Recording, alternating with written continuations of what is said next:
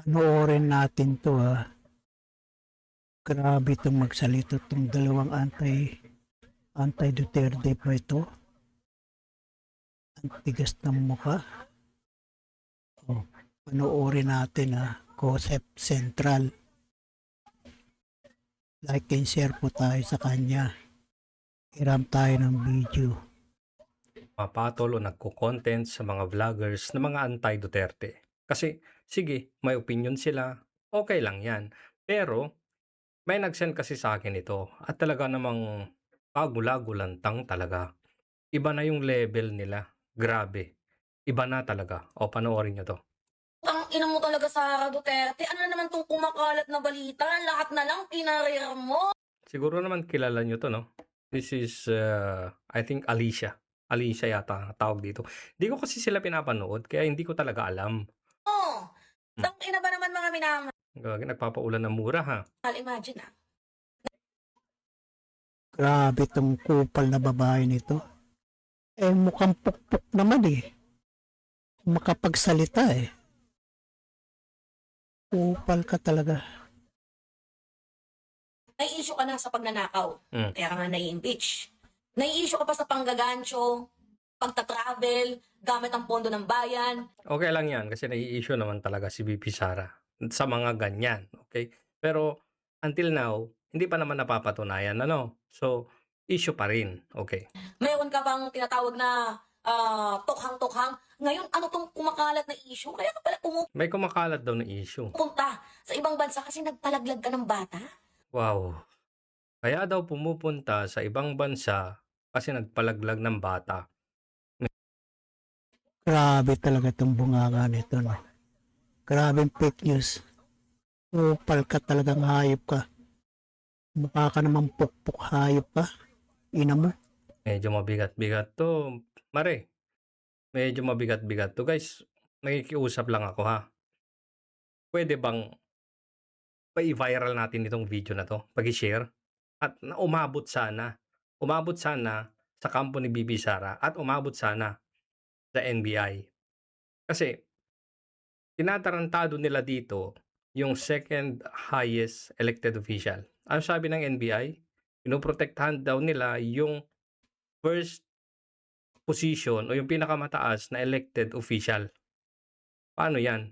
Hindi lang naman ang NBI ay NBI ng Pangulo. NBI yan ng bawat Pilipino. So, medyo sige, ipakita nyo nga NBI na hindi kayo bias. Delikado, naninira na to. Public official din to, vice-presidente sinisira nila dito. Uy, ang tanong Siguro merong may backer talaga 'tong pukpok na babae nito. Kaya malakas ang loob na magsalitang ganyan. ko, sino yung kabembangan mo kung totoo man tong putang inang balitang kumakalat na to? Kung totoo man itong balitang kumalat, sino kaya yung nagpakalat? Tignan natin mamaya. And totoo nga naman yung sinasabi, di ba, na Totoo daw yung sinasabi na ano? katawan mo, pipiliin mo kung ano yung gusto mo. Correct. Pero ito yung ito yung pinaka So, anong problema mo ngayon? Kung totoo man. napakagagong ginawa mo. Oh. Ginawa Napakagagong ginawa mo. So, sinasabi mo dito na ginawa na niya. Hindi na yung ayon sa balita, ha? Maliwanag naman. Ipinapahid na niya sa kanya. mo yan. Oo. Sinarapan ninyo yung mga gabi ng lagim. Tapos nung may nabuo na, anong kasalanan ng sanggol para ipa-abort mo? Wow. Grabe, ang bigat nito, guys. Grabe talaga. Tigas ng mukha. Makaswang ka sanang hayop kang kupal kang hayop kang pukpok ka. Ina mo talaga. Makaswang ka sana. Grabe, hindi ko alam kung paano ko magre-react dito, eh. Tingnan nyo naman yan, oh. Kung totoo man. Uy, may tinuturo siya dyan. May basehan siya. Yan daw yung nagpapakalat ng balita. Aalamin natin kung sino yan. Kung totoo. Kaya ka mayat maya pumupunta ng ibang bansa kasi nagpalaglag ka. Eto, gusto namin tong malaman. Totoo ba tong kumakalat na balitang to? Kasi ako, ayoko manira. Hindi ka naman Ayaw daw niya manira, pero naninira ka na. Ngayon, kung sakasakaling kakasuhan ka ng paninirang puri, kailangan mo ngayon ilabas kung nasaan yung balita na yan. At yung nagbalita na yon, yun din yung madadali. Kailangan mong depensahan yung sarili mo. At patunayan mo ngayon sa korte na hindi malisyoso yung pagko-content mo. Patay tayo dito. Mabigat to, guys. sumasagot sa impeachment.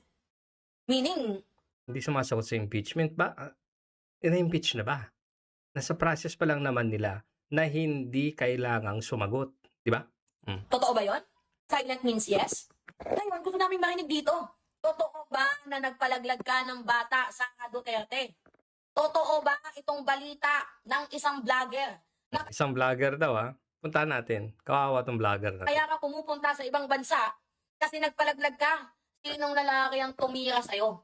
Sinong lalaki ang bumembang sa'yo? Ang ina mo. Sino rin mga lalaking bumembang sa'yong pukpuk ang hayop ka? Ilang lalaking nagbembang sa'yo, hayop kang kupal ka talaga, tigas na mukha mo.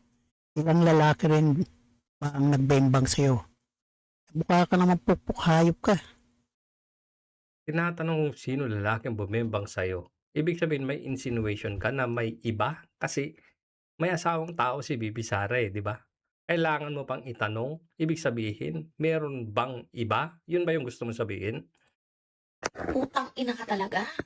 Kinakahiya ka naming mga babae. Nakakasuka ka.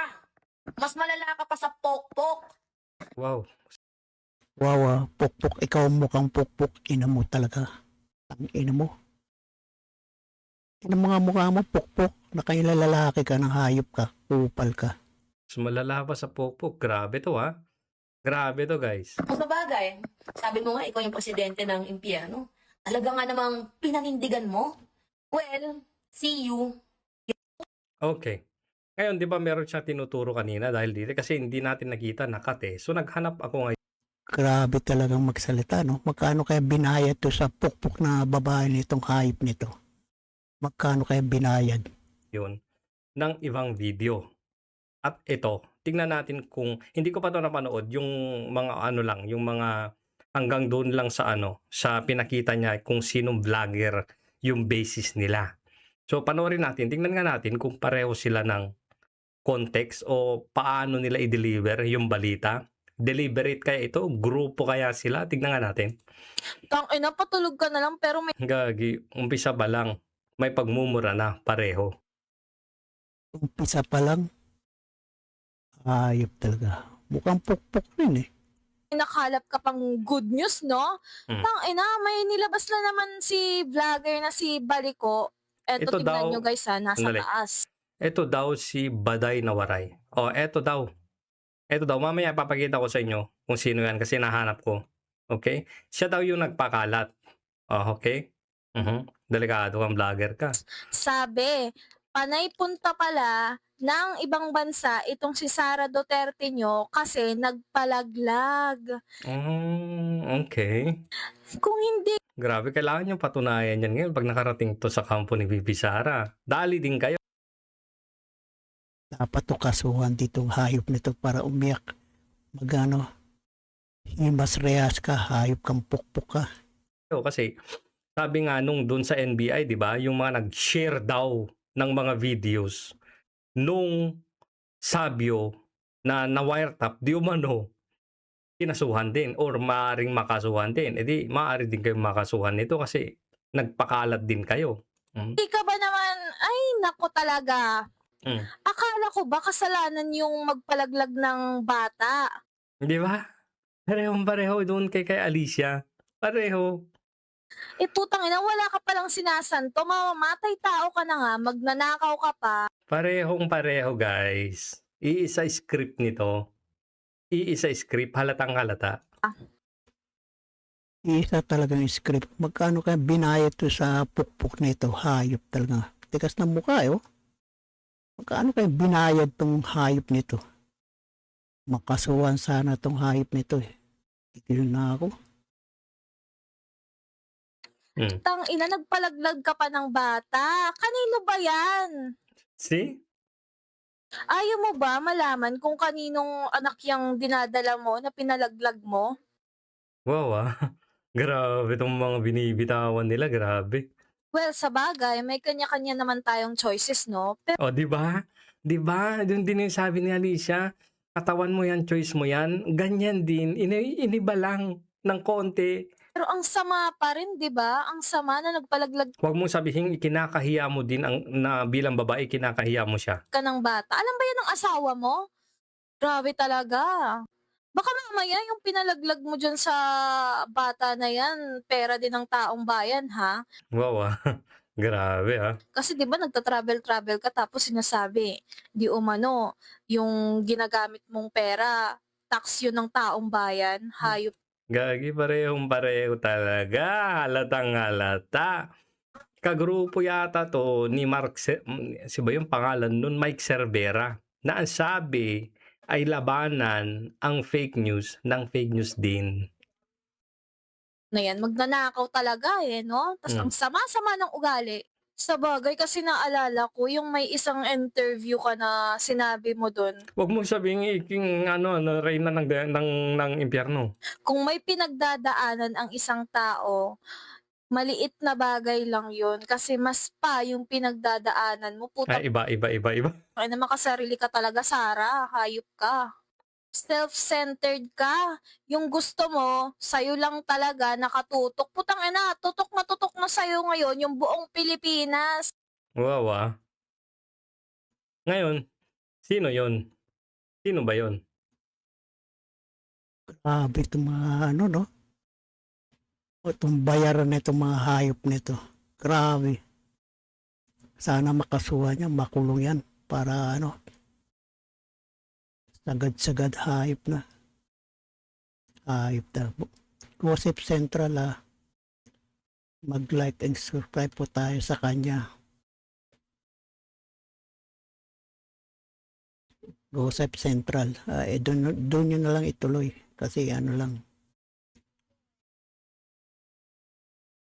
Ilang minuto lang. O, dito naman tayo kay Leandro Lebiste. Inupakan si Recto. Si Batman. Honorable Leviste. Mr. Speaker, I rise on a point of personal and collective privilege in response to a comment by Executive Secretary Ralph Recto. Please proceed. Thank you, Mr. Speaker. I rise on a point of personal and collective privilege matapos ako tawagin ni Executive Ralph Recto na baliw. Kung baliw man ako, at least hindi ako magnanakaw. Batman, narinig mo? Batman Recto. Kung baliw man lang daw si Lebiste, at least hindi daw siya magnanakaw. Upal ka, ipilhet, sinuhuli mo na ba? Hayop kang ina mo. Hayop ka. Tila affected si Recto sa mga post ko tungkol sa kanya at si Congressman Edwin Garjola. At mabuti kung magpaliwanag na lang siya tungkol dito. May kinakalat din siya sa social media na ako daw ay may utang sa DOE na 24 billion pesos. Ito po ay walang basihan at inimbento lamang upang tangkang pahinain ang mga binabunyag ko tungkol sa korupsyon sa ating gobyerno. At mas marami pa ang aking sasabihin sa ibang pagkakataon.